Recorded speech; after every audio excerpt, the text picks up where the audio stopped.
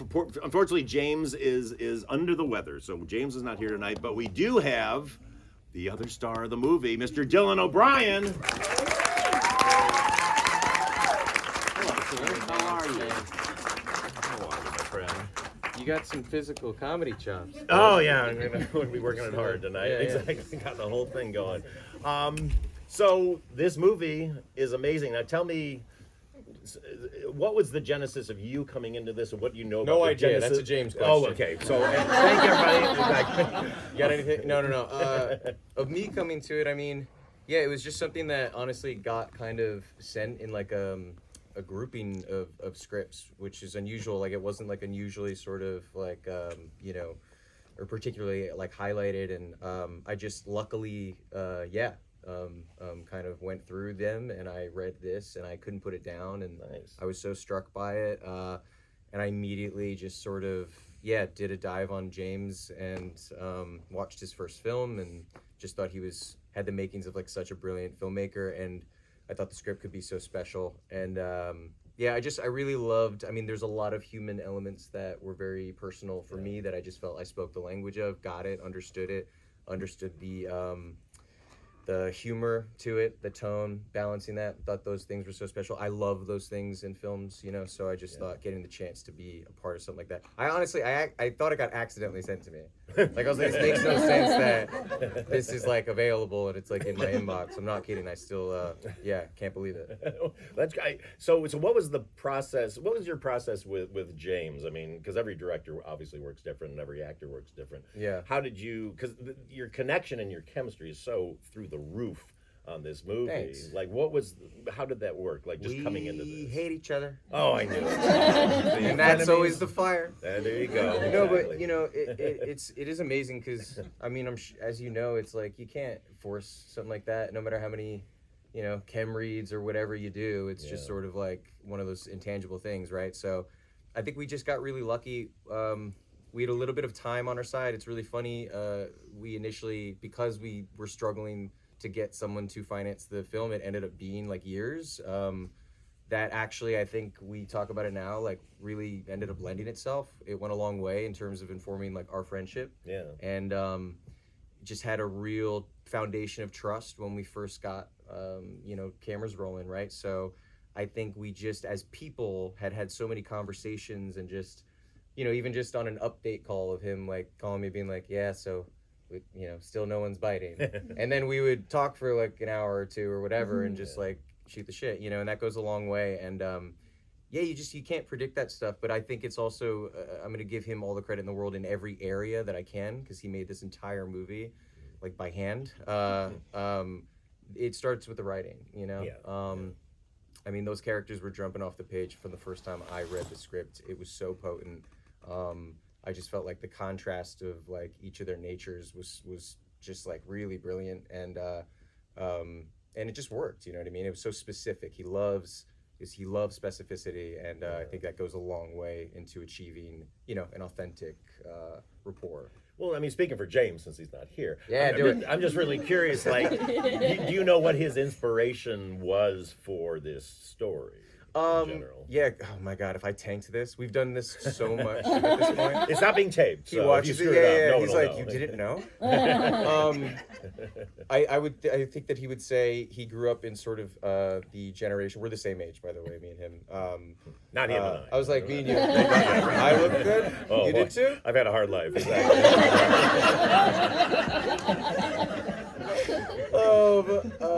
He would say that he grew up. We kind of did grow up in this weird sort of zeitgeist time of twins being like in pop culture, you know, like Olsen twins, you know, sister, right? So like, and so many. Oh my God, with Lindsay, meet the what? Parent Trap. There you go. I'm handling this on my own. I'm doing okay. You're doing great. Yeah. So it was sort of that. He'd always grown up having like a fascination with twins. He used to like ask his parents, you know, if he used to believe maybe he had a long lost twin. He would ask his parents for, I believe he asked them for a twin for Christmas one time. So these are all true things. And then I think he did hear or read about the concept of a twinless grieving support group, which is a real thing. and it just really struck him as being like, you know, kind of what a way in. Well, first of all, what a unique and sort of profound, you know, type of experience on this earth, and also loss, right? Yeah. So I know. But yeah, like, you know, it was just it was that initially, and then I think oh yeah, he also, God, I know his whole spiel. He also dated an identical twin, and shortly after he broke up with him, he wrote the first draft. Oh, wow.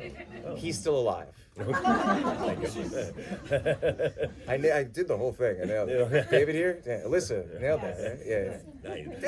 Yeah. Well, speaking of twins, yeah, you, much like Michael B. Jordan, also this year got to play 2 characters. Yeah. First, we're on the same trajectory. Tribute to you. Here. Tribute to you. I had no idea that was you until like almost at the end of the movie. I was like, oh wait, he played the twin. That's so cool. No, it was really cool. I mean, so what was your process in just kind of dealing with that? I do have the one luxury of like I'm never sharing the screen with myself. You know, I think that's a doozy. Yeah, I mean, process-wise, you know, really again a credit back to the scripts. Like these characters were so colored in. And it was so complete and well written, even just from the time I got it, and then obviously it took 4 or 5 years to get the thing made. So it really, you know, became very personal at that point. Just even for me, percolated so long these guys in my head. I really did have. You always kind of have. I feel like I'm learning now, at least, that like you pay attention to certain feelings, right? Yeah. When you pick something up, you know, and one of the things for me. With this was like I could like hear Roman, like I knew him. I didn't know yet where from, but I kind of know now, I think. But at the time it was just sort of this weird like instinctive thing where I'm like, I'm so connected to this guy. I know him, he's in my bones. So it's like a part of my life. I don't know what it is yet, but like I speak this language and I hear this guy, you know, and that's like a really powerful thing to listen to. And so I did, and I really paid attention to it. And then the Rocky stuff, you know, again, it's a great character. I think again, I'm sort of given this. I was given a lot of help with the contrast of them being so different, you know, and also that being so thematically woven into the emotionality of the story. You know, that's like such a linchpin for what this guy goes through, right? Their paths that they take and kind of where they were at this point, where one of their lives concluded, right? They were not, you know, in contact and you know, and so I think these are all sort of things that, again, I mean, James just like set the damn table for me, made it easy. But and then we have a whole team, you know. As soon as you get on the ground, it becomes fun. I actually get asked. You might think this is funny. Uh-oh. You better be now. Oh God. I get asked a lot, like, you know, or it's so commonly said, like, people are like, you know, it's so.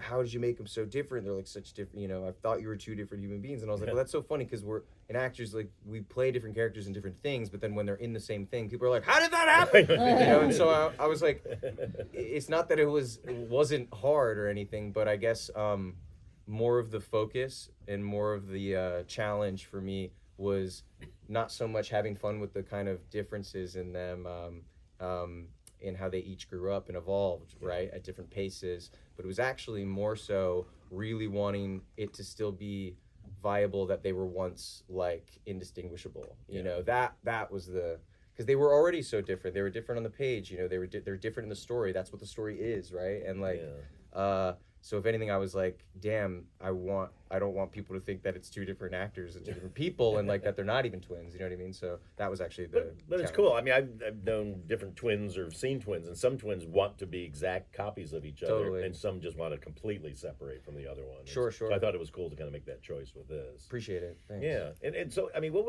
was production like? I mean, because you are obviously on a limited budget, obviously, but you can't tell from it. But I mean, how? Yeah. How difficult was the shoot? How short? How long was it? What were the challenges of that? 28, David? What did we end up at? 28. Yeah, 28 days. That's Sorry, tight. that's David Perman, our producer. Right Hey, there he is. And He's yeah, filming. honestly, Oh, great. he's filming. Oh boy. Such a special guy, truly. Like, so many people I think would have gotten stale on something that doesn't get picked up, passed on over 100 times over the course of 4, 5, 6-ish years. So he's like, there's no one like him. Yeah, production was about 28 days. We shot in Portland. What an amazing city. It also ended up being so perfect for the movie. It wasn't originally set there. I think it was Seattle, actually, and Portland just kind of became where we went. And then it's so vibrant to the soul of the film. I feel like I love Portland so much. And our crew is outstanding. Yeah, you mentioned the thing about how it doesn't look like it's not that much money. Yeah. James, this is where, again, even just into every intimate detail of what makes such a good filmmaker, right? Yeah. He was so smart and on top of where to smartly allocate your resources, he was hell-bent from the beginning of very early pre-production, even before, about making sure that he was hell-bent on locations. Like, he was like, I want this movie to feel like it has production value. I want to conserve so much and allocate so much of our resources to that.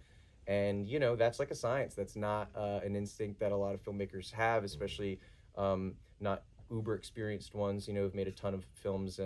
And so yeah, he's so brilliant in that way, and every inch of that brilliance really does end up on screen, and that's so much of the credit to. And oh my God, and Greg, our DP, Greg Cotton, who he and James, they went to film school together.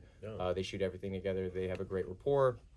They also fight like little brothers, kind of. Well, it's a one-way street, sort of like James talks to him like little brother, and Greg's like this unflappable kind of like, hey man, guy. But yeah, he's brilliant too. And I just think the cinematography in the film doesn't necessarily get discussed so much. It's almost like so incredible that you forget that it's so good. I also think. Remember the people, David. There's a heckler. Cotton and our editor worked with James when he was at Chapman, so they yes. films together. They made their first film, his debut. Yeah, you want to come up here? No. I'm kidding, David. If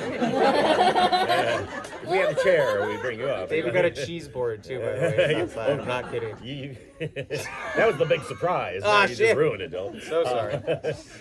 But like, how long were your days? Did you have to pack a lot of stuff? Were they like a brutal shoot? No, or not a he brutal was shoot. really good at Such that? an efficient shoot. That's Yeah, so much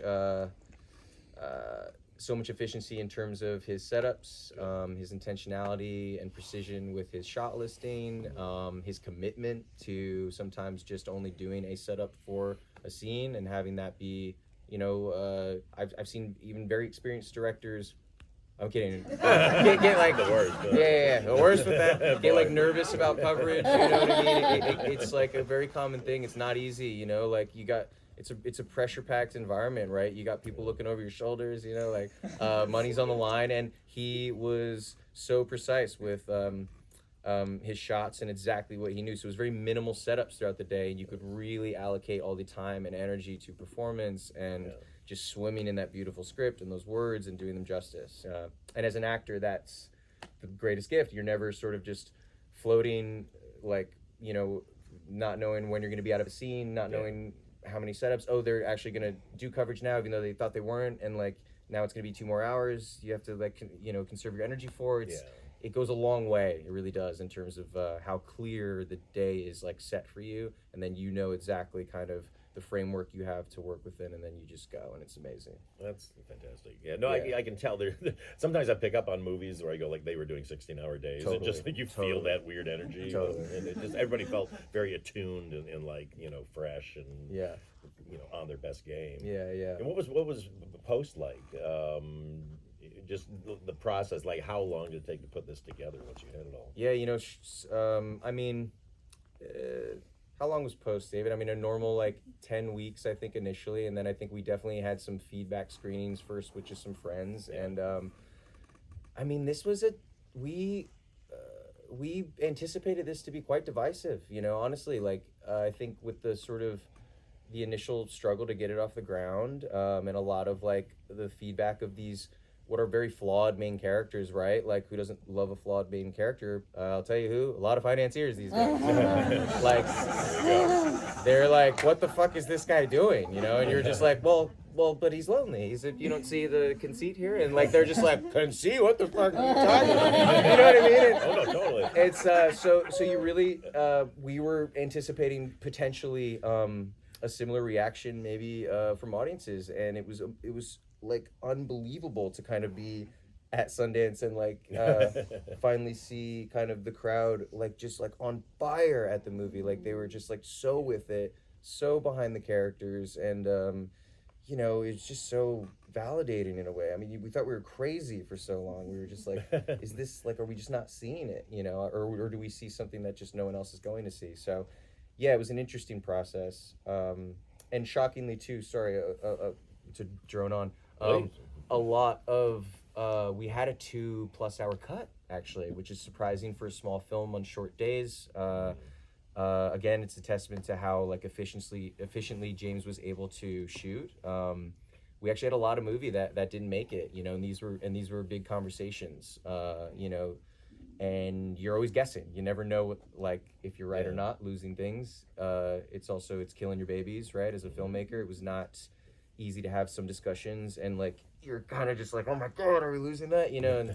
And so yeah, I don't know, but that was a little bit of my take on the process. No, it's great. No, what I love about it is it's one of these movies because you're having so much fun, but you're also like, oh no, something's going to go horribly wrong. You know, and then that scene in the hotel room where you beat him up, you're just like, I was waiting for this. But what I love is it's so sweet at the that it comes back together, and I think. Well, you know, one of the reasons I know that financiers were weird is it's the dreaded. Your guy, we talked about this when we met earlier. Yeah. It's the dreaded execution based movie, which they always hate. They always want it all on the page, very clear cut. Yes. But everything should be execution based, should it not? But you know, a movie like in lesser hands, or somebody who didn't understand it, or you know, I always say, financiers and studio people read the script the worst version of the movie possible, you know? And so I just really admire that you guys found that but you really found the sweetness in that character. I love how kind of, you know, lost that character felt. And it made him unpredictable. But then made him very redeemable at the end too, because you realize he was as damaged as, you know, as James. That's very interesting.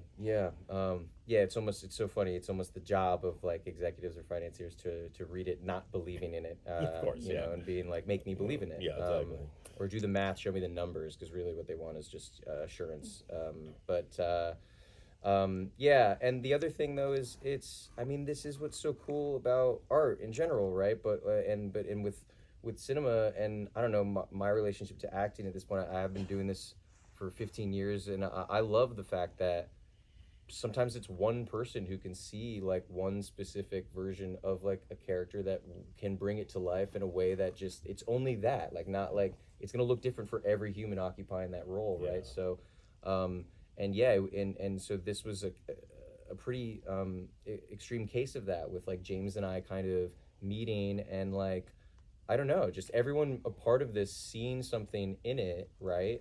This extends to the whole cast and our whole crew, but everyone really seeing something in it that not a lot of people did, right? So and then how great, we're so proud of how it came out. We're so proud of how much it's resonated with people, and how much it's it's that's the remix is going on your interview. Watch the video on your phone. No, but you know what I mean. It's art is so specific, so personal, you know. So it would have been a different film. Now it's just sounding like an obvious thing, obviously, but like it's a different film. Whoever would make it, and it's an amazing thing to experience that kind of. Yeah, again, like, I don't know, there's connectivity there. There's something so personal. I've never like had a character so immediately and so strongly speak to me as I did when I read this, you know. Well, I mean, a great movie is one where you can't imagine anybody else being in it. You know what I mean? That's it's pretty perfectly cast. Yeah. So I think it's great. Is anybody any questions from the audience? Yes, right there. First of all, just beautiful, wonderful performance. Thank you. I love so much, and you were just wonderful in it. I have two quick questions. The first one is, I wonder just what kept you as an actor staying attached in the, I think you said it was 5 or 7 years of trying to find financing I was attached for 4, yes. Yeah, yeah. I'm just curious what question what kept you in, and then the second question is, I wonder if you could talk about how you guys straddled the differences in tone. Like it was such a beautiful mix of sort of absurdist comedy, almost sort of hyper real sometimes, and then also the very grounded drama, and it seemed to switch effortlessly between those two tones, and just was curious about how that was handled as well. Sure, yeah. Thank you so much for your words and such great questions too. I mean, I'll go backwards. I mean, the balance and tone is, you know, it's like you say, it's like one of the most special pieces of the script, and in execution, it is so funny because there's a lot of guessing. You know, there's a lot of guessing. There's a lot of like gut instinct. There's a lot of kind of, you know, committing one way and really like knowing where you're coming from, where you're going, and then you know, it's also sculpted many times over, right? It's in the script, and then it totally takes on a new life when we're on the shoot, right? And then that happens again in post, you know, and you're really shaping it. And you know, I remember so many times this movie over the course of the, you know, between the 4 years that I was attached and then the calendar year of kind of having the shoot and the post. So 5 total years for my own involvement. How many metamorphoses this thing took, like, in my brain, you know, like, and it's amazing. It's amazing that it was sort of, there's no better testament to a piece of material, right, than how many kind of, it doesn't just have to be one thing, right? It could be, like, so many different things, and it's so open to, you know, artists coming in and putting all of their fingerprints in it, you know? And so it's amazing, and one of my favorite parts about the film, one of my favorite things in movies. That leads me to, what kept me attached? Not a lot of work. No. I was just like, you know, it continued to be the most special thing I had read. Like, you know, I'll be honest, you do, after 6 months, after a year, you check back in, you kind of go, oh, does this, even you're just at a different point in life, right? You're like, do I even still connect to this in the same way that I did, you know? Okay, let's go back in. And every time I went back in, I was just like, God, there's nothing there. This is the fucking best thing out there. I was like, I haven't read anything like this. And that just continued to be the case year after year, month after month. I mean, it just, you know, and then just, I don't know, also after that, I couldn't let the character go, particularly Roman. I just like couldn't. I was like, he's just been swimming in me at this point for so long. I need to be this person. I am this person. This is like, I have this in my bones. I have to do this, you know?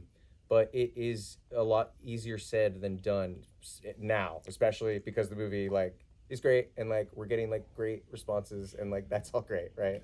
But yeah, it is so interesting at the time. You can sort of be made to feel like you're like, should I fucking jump? I don't know, like, you know. There's certainly not a ton. You're not surrounded or enveloped like by voices being like, no man, stick to it. Like, right. This is a special piece. Like, it's not totally the character of human that you're surrounded by necessarily in this business outside of like your fellow like artist friends, and you're kind of operating solo, right? So it's not like I'm like sending the script to my friends being like, what do you think? Do you have a personal journey? You know, it's like, it's fair for an agent to kind of maybe get in your ear and be like, listen, this is a little stale. Everyone's passed on this. You don't need to do this right now. You should aim for something more elevated, whatever, any of these kind of buzz terms that you hear from these guys. But that is their job. That is how it works for them. That is how the business operates. And I don't know, it's a huge like lesson for me, because I'm so glad that I listened to my little voice and I stuck with it, and it just became I mean, the most wonderful experience of my career, you know. You know it's great. You know it's great when you can't let it go. Yeah. Anybody else got any questions? Yes, my friend. Yeah, there are so many things that I'd want to commend that film, but one thing I was particularly struck by was the cinematography. There was so many great uses of light, and one scene in particular that was so touching, and it was distracting how well it was shot.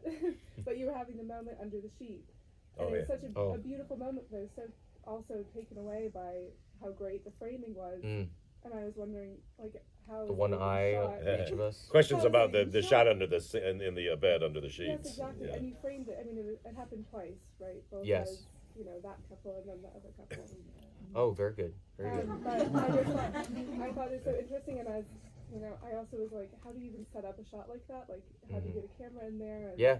Well, yeah, you get a sheet over it. It wasn't too logistically complicated of a shot. Yeah, but So end up with though. it's funny though, cause it's achieve. There's always something to achieve, right? So I mean, Greg is so talented, and the combination of Greg and James though, cause James is also, you know, he weighs in a lot on obviously like the shots. He's like, he has such intentionality behind everything that he does as a filmmaker, but he is so involved in the frames. There's so many things. This movie is filled with visual callbacks, visual language shifts. You know, if you notice in the first 15, 17-ish minutes of the film, I think that's like when credits roll, maybe at like minute 18 or so, there's a shift from film to digital with the film filter, you know, so even just things like that, James had so like intentionally planted from so far out, because he wanted that to conjoin with the perspective shift, right, when we go to Dennis. And things like that, he's all over. So it's really funny too, actually. I remember when we were doing the Rocky bed sheets thing, right? First of all, we were super stressed because, well, I was actually like vibing. James was very stressed. I was loving it, but it's because like at lunch that day we kind of like were rewriting a little bit. It's actually one of the very few scenes in the film that wasn't like verbatim James's writing, because his script was so phenomenal.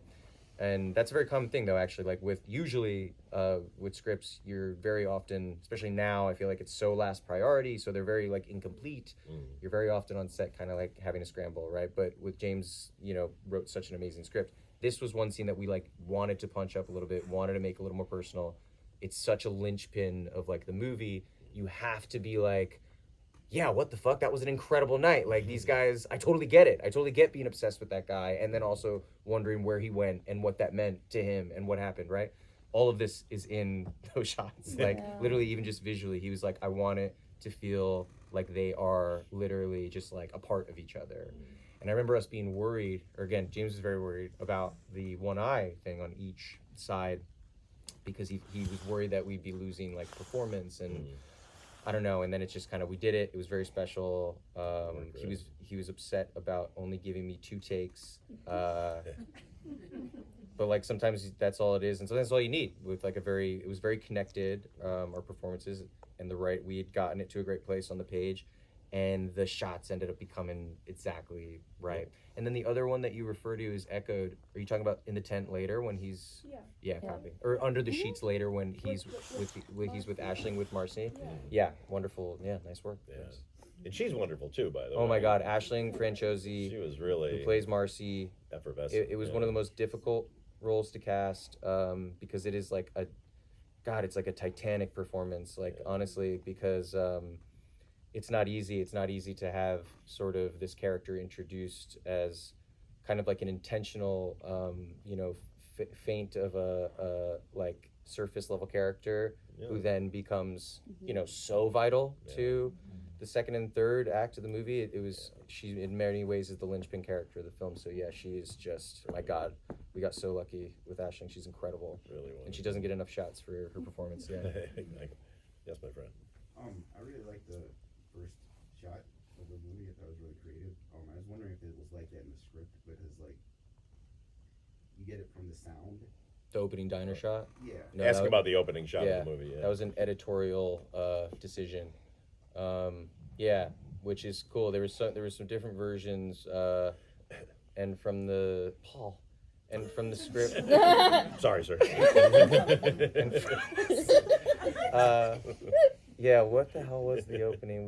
There's also, I don't know. James doesn't like putting this out there that much. There's many different sort of like we had it was just different scripted ending that just totally became like just not it, and we lost in post, and it was so the right decision, staying with the emotion at the end, and the opening was an editorial decision. And there used to be a version where there was like a much more comedic and over the top yelp from the, I think right now it's just TWINLESS, it's the diner, and then you hear like the screeching sound in the crash, right? There was that once A Wilhelm. and then right into the violin. Yeah. We lost that. I know. Isn't it funny though? You have to go through all these versions of the movie, and then you're like, wow, yeah, it was that for a second. Throw it at the wall. Yeah, Whatever sticks. it's very funny. It's really interesting. Yes, my friend. When was the first time you saw it finished, and what did you think? Well, first time I saw it, it wasn't finished, right? So, especially because I think I was so let in on this, like being a producer on it, being so part of it for so many years. I saw a very early cut, and it's so tough. It's just tough whenever you get used to it, I guess, right? To a degree. No, you never get used to it. Right?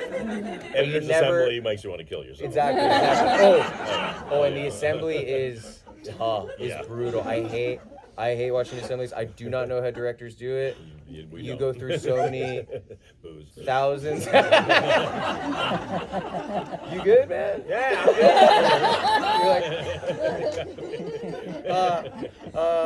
Yeah, no. I remember certainly just kind of immediately having. I was like, this is really special, but it's really long. And there's certainly like a long way to go here, but I remember seeing, you're chipping away at the sculpture a little bit, right? And you're aware that there's still like a ways to go, but it's such a personal thing. I really I adored this experience. Even if I saw the movie and kind of was able to recognize that maybe it sucked or something, I still would have loved it. You know what I mean? But it was just a really warming feeling of accomplishment, and then also kind of this practical, oh my god, instinct of being we gotta go. There's some things we gotta shave down a little bit. Yeah, but it was certainly special from the first viewing, which is a shocker. Sometimes that is a disaster. Mm-hmm. And it's not even a movie yet. It's there's no mix, there's no score, there's no grading, there's no so it was in there. Yeah, it was inside. What else? Anybody else? Want to talk about anything else? Anybody? Yes, my friend. One of my favorite scenes just this entire season has been when you're sitting across from him, kind of talking as if he's your brother. I think it captured the remorse of just as a queer person, kind of one of the scariest things you can do is kind of share your truth with somebody, not knowing how they're gonna take it. Sure. And the remorse isn't usually shown on film most of the time. Sure. Yeah. If I could just ask how you prepared for that, because there was so much emotion into it. Yeah. Thank you for that, and for that question too. I mean, it's that was the scene that I read. First of all, word of that never changed from the first draft of the script that I read, at least. And that was the scene that my heart went into my throat when I first read that, and it was also I was like, oh, I'm doing this. This is, I cannot believe we just got here, that this same movie just did that and knocked me out, and I'm just for something to accomplish this, it just was such a beautifully authentic kind of way in, you know what I mean? James kind of setting that up, I think goes a long way in the way that it was, just constructing that sort of divisive way into having that display of emotion, right? It's so scientific how you you do have to find the right way in, right? That could have been so not it could have not worked in a lot of ways.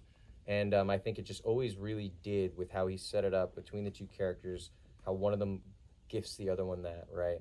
And also just having the basis of a character who has no outlet for these things, right? He's not somebody who is equipped and has a way of processing. So you're watching this guy up until that point have all of these things inside, but have no way of letting it out. And then the words, it so beautifully pours out of him. He doesn't even know what's gonna happen. And at first he's thinking kind of this is stupid, and then I would, go back all the way to just in terms of executing it on set. James is so precise. He knows exactly what the shot's gonna be. He knows it's just gonna be that, and that's all we have to worry about. So I can conserve and save all my energy, which as an actor, that's the best gift, you know what I mean? Someone's not going, you're not just hey, how many more times and setups are we doing this, because you really can only achieve those things once or twice, maybe a few times authentically, it's so raw. And I didn't want to miss a word. So to answer your preparation question, and I never do this, I like memorized it word for word, and almost like kind of robotically repeated it over and over again, which is not a way that I prepare. But I knew that I once, especially when all the emotions was gonna be happening, I had no idea what was gonna come out, but I knew I was just gonna like let it fly. So I didn't want then the words to like be gone. So I just sort of did it that way, and then James gave me the grace and the patience and support of like asking for exactly how I wanted to rehearse, which is very technical actually, and then saving all of the emotion and things for when we let it rip. Nice. Yeah. I think one more. One more Sure, question. yeah. One more. Look, Way I in the have nowhere back. to Way be. in the back. I honestly don't. So if you Hey-o. guys have- Hi. I first saw the movie in theaters was a while ago, and I've seen it again now. I was like, oh, that's Scott from Heated Rivalry. Yeah, Scott Hunter. Yeah. Yeah, babe. I was wondering if you guys have chatted about that, or given group chat and Such a funny question. It's a good way to end. Yeah, I mean, no, I haven't actually seen Francois since we saw him over the summer at one of our festival hits, which was Provincetown, and he was there with our film and another film, Fuck Toys. If you haven't seen it, go see it. Oh God, you guys are good. But yeah, it was funny because I mean that show is such a miracle in so many ways, like even just in logistical ways. Like that was a tiny Canadian show, like right. And I don't want to speak out of my ass here, but I know it just then somehow it got picked up by Max. They had that deal and it blew it up. Thank God, because the show was like absolutely gorgeous. But it was like a really tiny production. So when I remember asking Francois like what was going on, how he was doing, he's like, yeah, I'm on this like little Canadian show right now. And I was like, oh, what is it? It's so funny to think that he's like certainly wasn't like it's gonna be the biggest show on the planet, And so it's so amazing how something like that can happen. I swear I think I heard that they shot it in like 30 days, which is crazy. And is that correct? Is that confirmed by anyone? All right. Odds I are. could Odds are. It's rely right. on you guys. Odds are. I think it's right. Like a Exactly. very, very small production, and so it's amazing that they achieved what they did. I think the show is like phenomenal. But yeah, that's Scott Hunter. Well, thank you, everybody. I would just like to, though, I want to plug your next movie because I'm so excited to see it. Oh, thanks. Send Help looks like hilarious.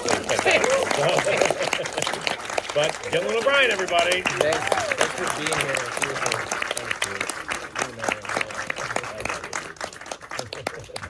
And there's cheese and wine out Yeah, there. David got a lobby cheese board, yeah. And Topo Chico, so get ready.